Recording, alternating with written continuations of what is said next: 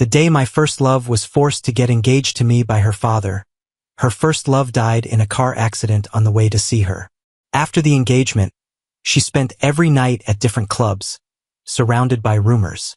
She made me the biggest laughingstock in our circle.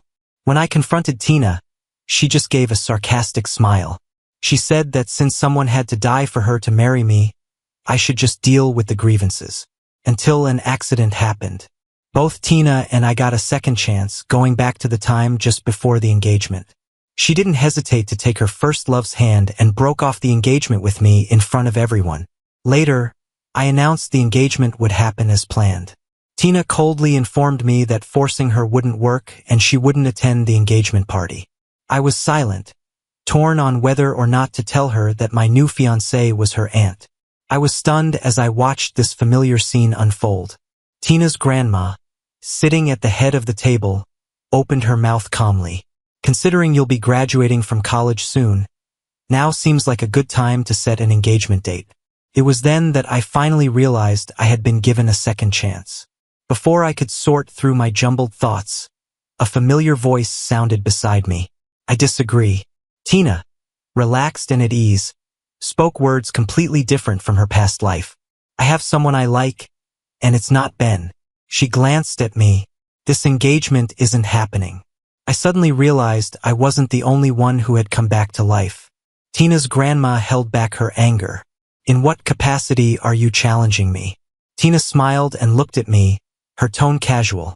I said I don't like you, so why do you still want to marry me? Are you crazy?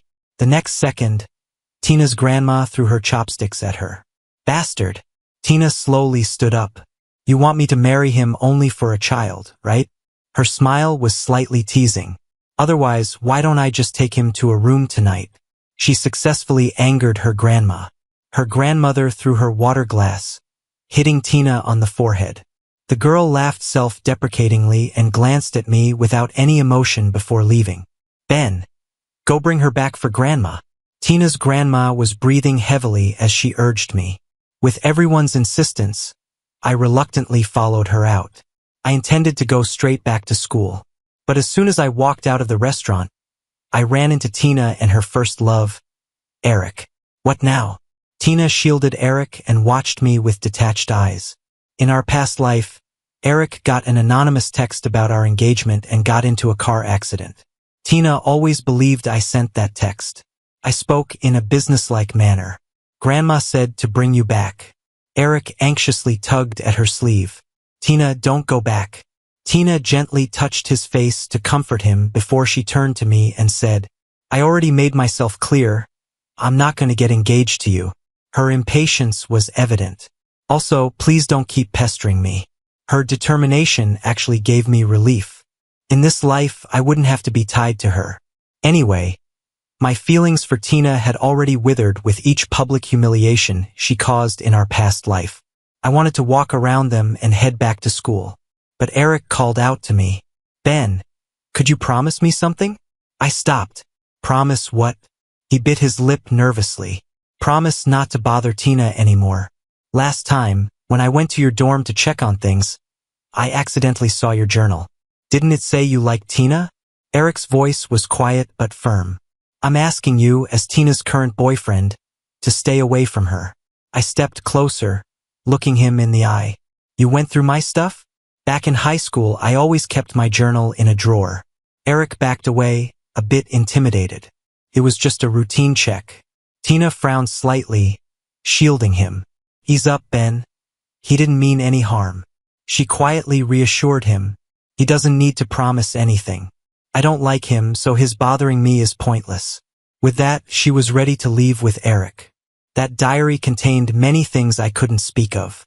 How could he go through someone else's things without permission and act so calm about it? I chased them down the street, grabbing Eric's arm.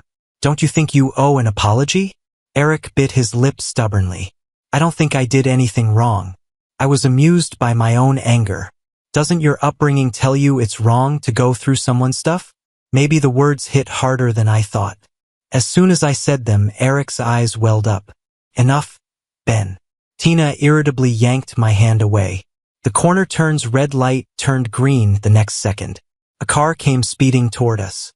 There wasn't enough time to dodge. Maybe it was the shadow of a past life, but Tina immediately pulled Eric aside. The car's screeching halt was alarmingly close. Luckily, I only got a slight scrape on my ankle and fell to the ground. "Eric, are you hurt?" Tina held Eric, relieved to find he was okay. They were so wrapped up in the moment that they didn't even notice the driver angrily pulling away. Once she confirmed Eric was unscathed, Tina finally regained composure and noticed me trying to get up from the ground. Under the streetlight's flicker, I lifted my head and made eye contact with her in silence. After a pause, she chuckled softly, curiosity piqued. "Do you think this is karma?" She always believed I was responsible for Eric's past life accident, despite my countless claims otherwise. I turned my gaze back from the pair walking away and stood up, ignoring the pain, brushing off the dirt. Thankfully, I no longer had feelings for her, and wouldn't be saddened by this. Later, Tina's grandpa frequently invited me over to their house. He kindly advised me against holding grudges with Tina. No matter what I said, he never seemed to budge. Tina is as willful now as ever. Her aunt is the only one who can control her. Tina's aunt, Linda, was also the true head of the family. She was the only one who shared her grandfather's original last name. The only time I crossed paths with her was probably about a year ago. I got drunk, played truth or dare, and ended up kissing a random woman at the table next to ours. When we met again, Tina introduced Linda as her aunt, and I wished I could just disappear. Linda's grandpa was chatting. Then suddenly, a mischievous glint appeared in his eyes. He clapped his hands and muttered to himself, "Let's do it this way." Back then, I had no clue what he meant. A week later, Linda's grandpa tricked me into going to her family's hotel. Dripping wet from the rain, he handed me a room key card, telling me to go up and wait because someone would bring me dry clothes soon. But when I opened the door and turned on the lights, I was completely stunned. An unusual smell filled the room. A woman was leaning on the headboard, not even looking up. Her voice was harsh. "Get out." It was Linda. I instantly realized what the smell was. I turned to open the door, but it didn't budge. It was clearly locked from outside. "What's going on, Linda's grandpa?" I said, "Get out. Don't you understand?" Her voice now tinged with impatience. I whimpered, "I want to leave too, but I can't open the door," I replied softly while anxiously twisting the handle. Linda paused in her breath, then footsteps approaching. "Why is it you?" She pulled my arm to face her. Only then did I feel her hand burning hot and tremble. "Auntie," I called obediently, trying to remind her who I was. Linda didn't answer, just stared at me. "I heard Tina broke off the engagement with you?" I nodded, not knowing why she was asking. She seemed to step closer, her eyelashes fluttered. "So you don't like her now?" Unknowingly inhaling quite a bit, my reaction was slow. Without overthinking, I sluggishly replied, "Nope." She chuckled, yet her tone seemed not to seek confirmation. "Is that right?" I looked up slowly, helpless and direct in my gaze.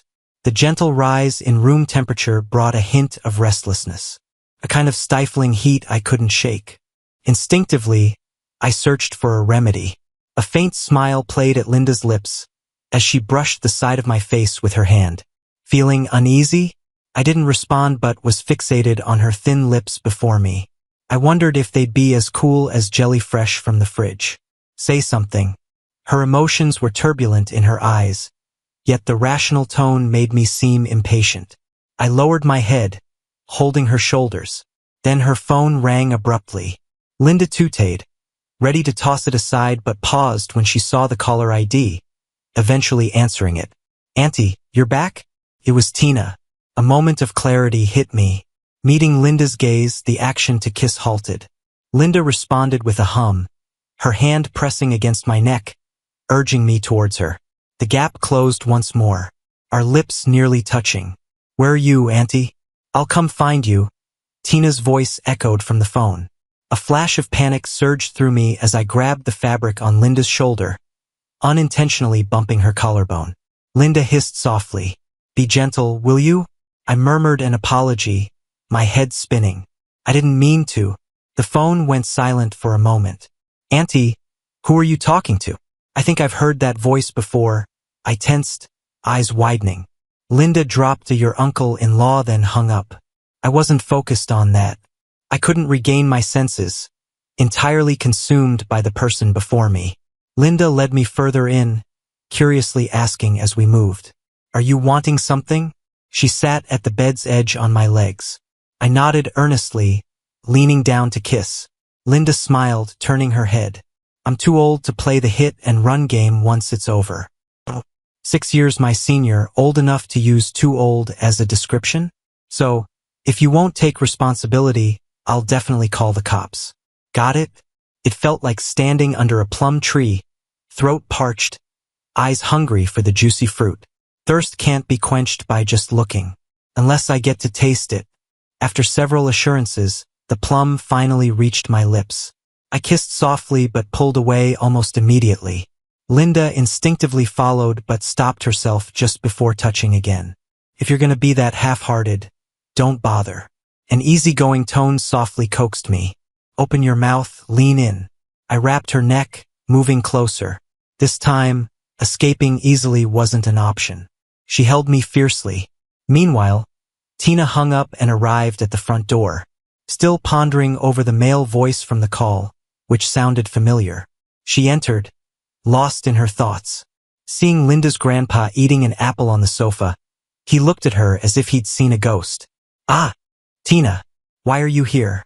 No classes today, so I came back to see you. Linda's grandpa realized something was wrong, quickly checking his phone. He discovered he mistakenly sent the message meant for Tina to Linda. Now it's been over an hour. Linda's grandpa's mind went blank. He was supposed to set Tina up at the hotel, but things turned out differently. Don't try to hook me up with Ben anymore. Okay. Tina had prepped for her grandpa's lecture. But this time, unusually, he remained silent for a while before agreeing. I'm thinking of matching Ben with your aunt instead. Tina froze, phone in hand. A complex set of emotions swelled. Years entangled with Ben made her subconsciously see him as her fiancé, her possession. Hearing he might marry someone else brought unexpected agitation. She coolly shut down the idea on Ben's behalf. Not gonna happen. Aunt didn't like Ben and he had someone else he liked. Linda's grandpa sneered. Why do you care so much if you like Eric? I was planning on finding Eric when you got engaged, telling him about it so he'd give up completely. Tina froze. Her phone slipped from her hand. What did you say?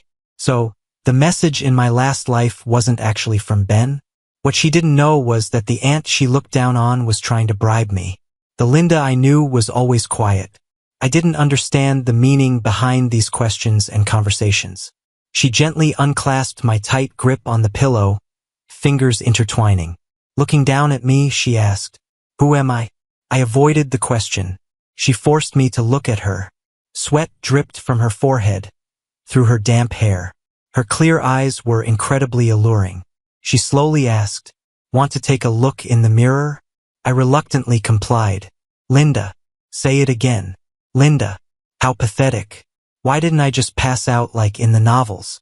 I had to face all this wide awake. Luckily, I was turned away from Linda, pretending to be asleep. Stop pretending, I know you're awake. Her soft voice shattered my carefully maintained composure. I shut my eyes, pretending to be dead till the end. Linda snickered softly. Forget it. Then my wrist was grabbed. I instantly flared up, opening my eyes. Awake? She stared at me. My ears grew warm. I pressed my lips and said nothing. Linda got up, loosely wrapping her robe. She went to the cabinet and lit up the phone. A few seconds later, she turned the screen towards me. The big 110 on it made my blood pressure skyrocket. The woman had an amused look. Remember what I told you before? Was she going to call me out for getting her for free? Just as I was trying to figure out how to handle it, there was a sudden knock on the door. "Ben, I know you're in there. Open the door, I need to talk to you." It was Tina. More trouble. I looked at the door, completely lost. Tina kept yammering outside. Linda lost her patience. With a small frown, she just opened the door. "What is it, you have to bother us now?" Tina paused for 2 seconds. "And why are you here? Didn't Grandpa say Ben was here?" Laying there in the bed, hopelessness enveloped me. Though I hadn't heard Linda's reply, I could already foresee the coming storm in my mind. Until, "Aunt, is your boyfriend inside?" Tina recollected that phone call. "Grandpa might have mixed it up. I'll go ask at Ben's place then." She smiled, understanding. "Sorry to disturb you and Uncle. Give my regards to him." Not until Linda closed the door did I realize what happened. Had Tina's cluelessness saved us from this unavoidable crisis? Out of the corner of my eye, I saw Linda walking over. Hastily, I picked up my phone, trying to busy myself, avoiding the previous topic. "What are you doing?" I bit my lip, buying medicine. Linda raised an eyebrow. "What kind?" I hesitated for a couple of seconds, not hiding. "Birth control." A soft laugh came from above me. Her lazy eyes, the words full of indifference. Why would I need it? I clenched the blanket tightly, annoyed. Because of me. "What's with you?" With Linda's calm expression, I felt a strange sense of grievance. No longer wanting to argue, I silently looked down, continuing to search for the pills. The phone was taken and tossed aside. The woman brushed my slightly red eyes, her voice unusually gentle. "Stop worrying. I've taken it." I was stunned, trying to recall that part. Linda thought I didn't believe her, patiently added, "Every time." Even pointed at the trash can, jokingly asking, "Want to check?" I didn't actually look, but finally recalled bits and pieces. With Linda's grandfather's special aroma, I acted like I'd never seen a woman. Linda dodging my kisses, gently coaxing. "Wait a bit." I chased her, mumbling, "Can't wait." "Linda." She took a deep breath, reached for something on the bedside table, touched her ear, asking, "No more kisses?" Reason in Linda's eyes broke. "Can't let you smell this again." I was confused. A moment later, just before she kissed me again, she explained, "I can't handle it." So much embarrassment had numbed me. So when Linda asked me to carry her to the bathroom, I hesitated a bit. Then she stretched out her hands. "Well, be my guest." A soft chuckle escaped from Linda. She nestled into my neck as I walked to the bathroom. You're welcome." That day Linda asked me again if I'd be responsible for her. Noticing my indecision, she didn't press. Just said, "Your father's company is having cash flow problems, and Tina called off the engagement. She will find a new match for you soon." The next morning, on my way home, I was mulling over Linda's words. However, when I saw Tina downstairs, I temporarily put that matter aside. Fatigue was evident in the girl's eyes. Her voice was colder than the morning mist. "Explain why you didn't answer all night, didn't come home. Where were you?" I looked away. "None of your business." After leaving the hotel yesterday afternoon, I was too exhausted to deal with my dad, so I went to a nearby apartment I owned. No need to explain all this to Tina. When she approached, the chill in her scent was even more profound. "None of my business?" She gave a faint smile. "Ben, we haven't told anyone about calling off the engagement. Officially, I'm still your fiancé. You spending the night out isn't my business." Tina spoke with a familiarity that came from the previous life. This had happened before. During my internship, I had to accompany my boss on a last-minute business trip for a day. No one was notified. On the third day, I saw Tina outside my apartment building. She still had lipstick stains on her neck, but she still furiously questioned me about where I had been. The woman before me overlapped with my memories. I looked at her in disbelief. "You took Eric away publicly, even before canceling the engagement, right?" I said. Tina stared at me for a long time, clearly annoyed. She coldly smirked. "Do you know what annoys me the most about you?" Her gaze was both scrutinizing and judgmental. "It's your petty jealousy and how you don't even bother to hide it. Don't you think you are being totally obnoxious, Ben?" I was taken aback for a moment. I was just stating facts to refute her and didn't expect she'd see me as jealous. Tina shook her head, stepping back to maintain a safe distance. "I thought maybe I misunderstood you. But now, even if you didn't do that, you still get jealous. You're really no match for Eric." With that, she left, giving me a disappointed look. "Tina," I called out to her as she was about to leave. "Even if I am jealous, it's not for you." You really are full of yourself. Stop showing up again. If you come near me again, I'll call the cops. I turned and headed back to my apartment without looking back. Jealousy and losing control. I'd heard this many times before. Tina's attitude towards me had changed from harsh blame to casual mockery. Standing back and looking at it now, devoid of any emotion towards Tina, I realized I'd wasted too much unnecessary time tangled up with her. After that day, Tina unilaterally announced the cancellation of our engagement. Linda was right. The next day, my dad couldn't wait to introduce me to a new marriage prospect. Initially, I planned to just meet them briefly, but things took a surprising turn from the start. Honestly, I'm kinda into your type. In the restaurant, my date, Lily, began candidly, but I couldn't say anything. If I admitted that her $30,000 shoes didn't mask her odor and it put me off eating, she'd probably leave right away. Then my dad would totally chew me out. As I was contemplating, a familiar voice responded to her. Who do you like? I instinctively looked up. Linda had a scarf draped over her arm. Her wavy hair casually streamed down her chest, slightly messy. There was a kind of leisurely elegance cultivated by the social scene. She looked at Lily with a not-so-friendly smile. Linda, what a coincidence. I'm actually on a blind date. Lily stood up quickly. Almost in an instant, a heated gaze landed on me. If Linda's gaze could be translated into temperature, I'd probably already be sizzling. Linda, would you like to join us for a meal? Lily asked politely, seeing that Linda hadn't left. Unexpectedly, she really did sit down. You guys continue. Pretend I'm not here. Linda fiddled with her fork, casually pushing around the broccoli on her plate. I nodded at Lily. Overall, I'm pretty satisfied with you. But there's one thing I really care about and want to ask. She hesitated and awkwardly said, Is it still your first time?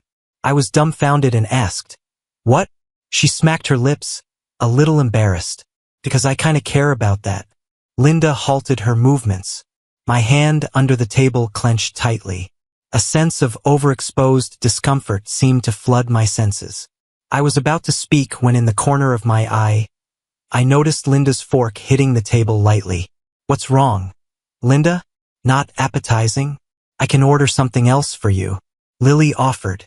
Linda laughed, her tone icy. No, I think you're pretty interesting. How does someone who sleeps with different men every night have the audacity to expect a guy to stay pure for you until you're ready? Lily's face reddened, yet she insisted she was right. Linda, you don't get it. His family's practically selling him off. I'm lowering my standards because he looks decent. To be honest, even if I demand he follows traditional wifely virtues after marriage, Ben would have no choice but to agree. I quietly listened, reaching for the soup in front of me. My next action might be to pour that soup over her head. I'd held back all evening. This was my breaking point. Linda seemed to sense my thoughts and moved the soup away. Linda placed soup in front of Lily and, laughing, pointed at it. Look at yourself. Can you even see who you really are?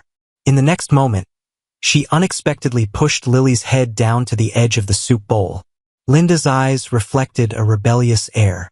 He doesn't even think I'm good enough for him. So who are you? You're just maintaining appearances by clinging to your family's outdated glory. Finally, Linda released Lily, who had choked on the soup. She sat back in her chair, calmly wiping the soup splashes off her hand. Without looking up, she gave an order. Get out. Tell your dad to come explain to me himself tomorrow. She didn't lift her eyes to look at me until the person left. At that moment, I was resting my chin on my hand, watching her with a grin. She snorted in a somewhat awkward way. What are you laughing at? You just slept with me, and now you're off to meet someone new. I haven't even confronted you yet. Hearing her mention that made me feel guilty. Without Lily's foot odor around, my appetite came back.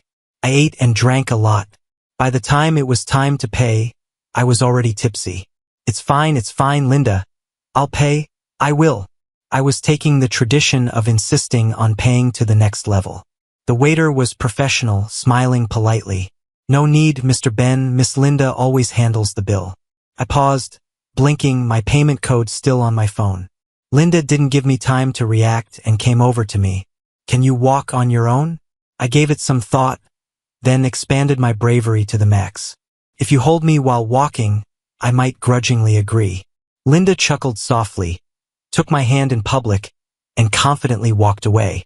Her familiar sweet scent filled the air around me, clearing the tiredness Lily had left me with. My nose was practically against Linda's collarbone.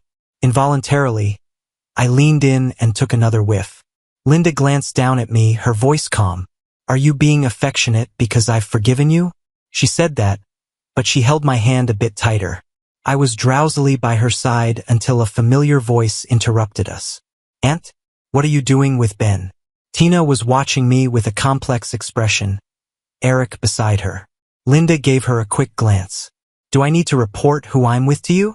Tina pressed her lips tightly, her eyes landing on our hands. Ben's drunk, isn't he? That's just him. A bit of alcohol and he's out. And I know him well. Let me take care of him. He'll go crazy and trouble you otherwise. Hearing this, I jolted awake a bit, looking at Linda, who had no intention of letting go, and then at Tina. Our eyes met. Tina's expression suddenly darkened. My false bravado disappeared instantly, and I desperately held onto Linda's arm, whispering, You can't hand me over to her.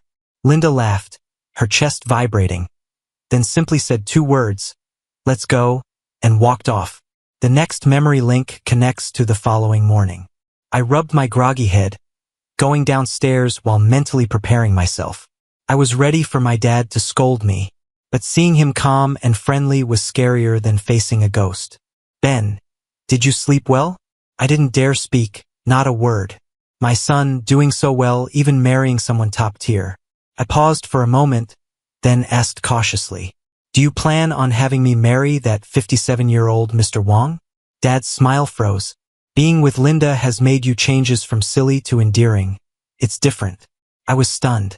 Suddenly, forgotten memories rushed back. Last night, Linda took me home, where I struggled with the seatbelt. Linda leaned in to help and I happened to look up. My lips brushed against hers. Linda didn't move, her eyes slowly dropping to below my nose. In that small space, the sound of our breathing was amplifying the tension.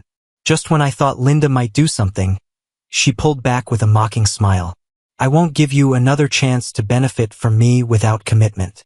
Fueled by alcohol, I was in awe of her lips, feeling defeated. I still remember, she was quite a good kisser. To prevent any kisses, Linda supported me very reservedly into the house. My dad was surprised to see Linda, but quickly covered it with a warm smile. I couldn't recall much of what was said between them. The one thing I did remember was Linda leaning into my ear, whispering so only we could hear. Marry me and I'll let you kiss me. As if worried I'd refuse, she sweetened the deal. Kiss as much as you want. Is she treating me like a fool? The mention of marriage brought a moment of clarity. The Linda who sent Lily packing was making my heart flutter. Plus, Dad pushing for a beneficial marriage was inevitable for the family. Ultimately, in front of everyone, in a moment of rare clarity, I agreed to marry Linda. Yes, it was an alliance at first. With the little fondness I felt, I still saw it as a marriage of convenience. A decision made after weighing the pros and cons. Much later, I would realize everything Linda did for me was out of love. Maybe if I had a choice or if I realized sooner, things might have been different. But the outcome would remain the same. In any given scenario, I ended up falling in love with Linda and marrying her. That's constant. Linda's grandpa, maybe feeling guilty, hadn't contacted me since the room key mix-up. When Linda and I set our engagement date, he finally called. Said to join him for lunch. I found Tina was there too. Linda was still on her way. Linda's grandpa, a bit clumsy, met me a few steps from the door. Haha. Ben, you're here. Ha ha ha. Watching him force a laugh, I was speechless. When it was just Tina and me in the living room, she frowned and spoke. You're here to discuss your engagement today? I nodded, not wanting to say more. Ben, do you think you're being fair? I could hear the irritation in her voice. I looked at her, totally confused. I admit it, I'm starting to kind of like you now. But pushing me to marry you with family pressure? That's just gonna backfire, you know? I was too shocked to even respond. Tina got up, brushing off her hoodie, still acting all high and mighty. Forcing me to marry won't work. If I don't show up to the engagement party, you're the one stuck in an awkward spot. I opened my mouth in silence, then closed it. We were at Linda's place. Wouldn't it be rude if I just started cussing her out now? Tina's pride finally cracked at dinner. The sound of chopsticks hitting the floor startled her. What did you guys say? Auntie and Ben are engaged? She let out a ridiculous laugh. Come on, you're kidding, right? They're not even in the same generation. Linda just nodded like it was obvious. Soon, you won't be in the same generation either. Better start practicing calling him uncle. I was debating whether to give Tina a wise and forgiving elder look when she suddenly pushed her bowl away and stormed to her room in a sulk. Later that night, Linda had a bit to drink. As soon as we got in the car, she asked the driver to raise the partition. Instantly, my alarm bells went off. But then Tina, who had chased us, interrupted with a testing question. Are you sure you want to marry him, Auntie? Linda lazily leaned back against her seat, rolling down the window. Tina glanced past her, right at me. There was a mocking gleam in her eyes, like she could already see me failing miserably. Auntie, you might not know this, but the guy you're about to marry used to be utterly, absolutely obsessed with me. Linda kept her head down, couldn't read her emotions. For some reason, I felt a bit nervous. Tina picked up on my reaction and laughed, her tone even more leisurely. Ben has this notebook, scribbled edge to edge with every little thing about his crush on me. Auntie, you sure you want to marry a guy who had a thing for your niece?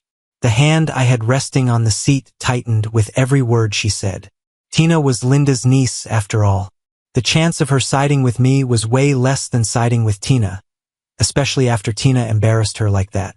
Linda draped one hand over the window ledge, lifting her wrist slightly to signal me to look at Tina. When our eyes met, Tina wore a triumphant smile. See, Ben, Auntie's just telling you to leave and come with me. There's no way she'd choose you. Linda ignored her and asked me, did you hear all of her insults just now? I wasn't sure about her intentions, so I just nodded silently. A shadow shaded my view. Linda leaned in, a barely visible smile at her lips. Her voice was hypnotic. Ben, don't chicken out. Insult her back. Stunned, I looked up at her in disbelief. I'm here not just to stand up for you, but also to give you the confidence to do whatever you want. She narrowed her eyes slightly and raised a brow. Like now, wouldn't it feel better to just give it back to her yourself? She won me over. Like I was possessed, I leaned out the window. But before I said anything, I turned to Linda for reassurance. You really got my back? Her nod was almost a whisper. I pressed my lips together, my gaze firm on Tina. The hand resting against the window balled into a fist. After a moment of eerie silence, go to hell, Tina. The biggest regret of my life is that notebook. Tomorrow, I'm getting a new one and filling it with every curse I can think of for you. Tina's face changed, not expecting that reaction from Linda. She glared at me, severe as a storm. Even as the car drove away, I was lost in the rush, feeling like I'd been vindicated. I didn't realize how close I had leaned towards Linda just to snap at Tina. Now I was practically right next to her. Feel better now? Her amused smile had a playful, almost teasing undertone. That question was loaded. Was she asking about the satisfaction of cussing out Tina or the way I was sitting now? Just as I tried to casually sit back, the driver hit the brakes. I almost yelped. I pulled my hand away as fast as I could, but she wouldn't let me, pushing me right back into her arms. Linda was settling the score. A warm breath lingered on my palm, tickling. It wasn't just my palm tingling. It was my heart too. Her low voice slipped through my fingers. I pulled back, meeting her eyes, unsure. Linda looked amused. Why not find another spot to continue? Moonlight traced the outline of her eyes, crisp and classic like snowy pines in winter. The erratic thumping of my heart easily shattered my feigned calm. I knew she had me. Before I even realized, I was leaning into her shoulder. Our eyes naturally drifted down to each other's lips. Until they met, I was trying to recall every detail from that day we kissed in a haze. But maybe because Linda had been drinking, this time she seized control immediately. She cupped my chin, forcefully prying open my mouth, adjusting angles now and then, or briefly pulling away, tilting her head to the other side before re-engaging. Midway through, I had a flicker of clarity. I tried pushing her shoulder away. The driver can't hear us. Linda whispered, slightly out of breath. Let's keep going. And then she pulled me back into her intoxicating hold. Tina didn't end up with Eric. This news came straight from her when she found me at a cafe working on a group project. The chair across from me was pulled out, and someone sat down. I heard from Grandpa, you and Linda are planning to get hitched soon? It's the first time I heard Tina use her aunt's full name, so I glanced up at her. There was a sadness in her eyes that no amount of good looks could mask. I had a dream once, Ben. She chuckled and shook her head. In the dream, I misunderstood you and did a bunch of things that hurt you. The only good part was that you still liked me in the dream. She lowered her eyes, a smile mixed with bitterness. Turns out, dreams really do go the opposite of reality. I haven't even done anything to you in real life, but you already don't like me. I didn't have the energy to argue with her about pointless stuff anymore. Suddenly, I remembered something and pulled a ring with my initial carved into it from my bag. I was about to return it to Tina. She looked at the ring and said calmly, so you two even bought couple rings. A simple sentence. Yet, I felt like I didn't understand. What? Tina said, last time, I saw a matching women's ring at Linda's place, but didn't expect the men's one to be in your hand. It felt like I was underwater, suffocated. And her words came from a distance, pulling me into even more distant memories. In a past life, I had a feeling Tina was falling for Eric. I was upset but didn't want to get in the way. Just as I was planning to ask her, I got this gift box. Inside was this ring. I thought it was a gift from Tina. Never considered it might be from Linda. That night, when Tina came to me, I was so thrilled I hugged her and boldly confessed, Tina, I really like you. Tina didn't push me away. After a pause, she hugged me back. I know, she said. And you? I lifted my head from her embrace, hopeful. Tina pressed me back into her arms so I couldn't see her face. I never said I didn't like you, she replied ambiguously. That subtlety was lost on me at the time, thanks to my high dopamine levels. If it weren't for that ring, we probably wouldn't have gotten engaged. Ben? Tina's question brought me back to reality. My gaze fell on the ring again.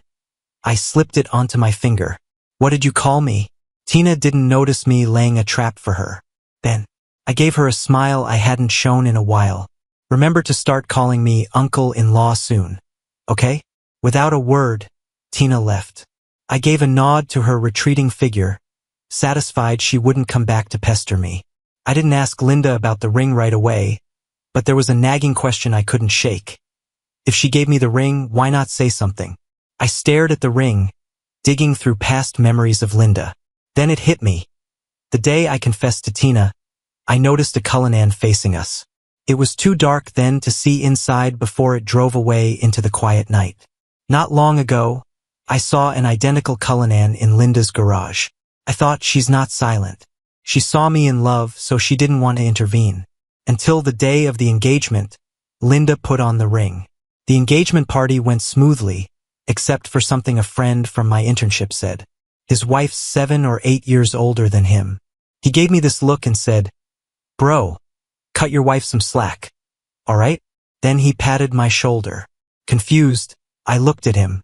Just a heads up. Older than you means she ages faster too. You know? He whispered. As women age, they get tired easier. Linda didn't let me drink that night, turning down every toast. Starry-eyed over my fiancé, my admiration hit a peak, only to drop flat. In Linda's apartment, she had me pinned on the couch, lightly tapping my face. So, how are you claiming she's old? Her voice, soaked in alcohol, was husky and sexy. That's when I realized she overheard everything. I didn't mean it. I protested in a tiny voice. I was gonna get you some supplements. If I knew that'd nearly cost me my life, I'd never mouth off. Later, I had no clue when or how we moved from the couch to the bedroom. I buried my face in the pillow. Her hand, with the matching ring, lay over mine. Our intertwined fingers made the rings clink softly. You like them young? My voice was hoarse from shouting. Desperation had me shaking my head. No, no, I only like you.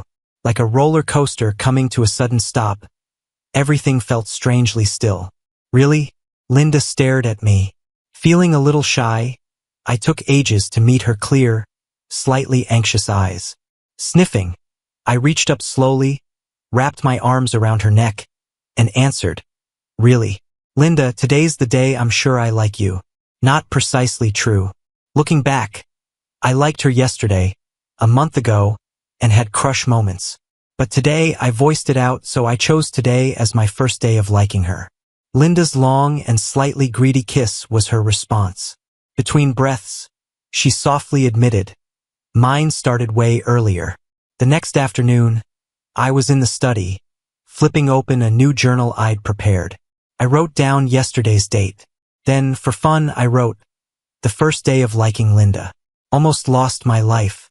High danger level. Planning to reduce my affection by 0.1% today. If she lets me sleep peacefully, the affection scale can go up by 10%. A sliver of sunlight made its way from my ring finger to my index finger. I finally put the pen down. Before closing the journal, something came to mind. I turned to the front page.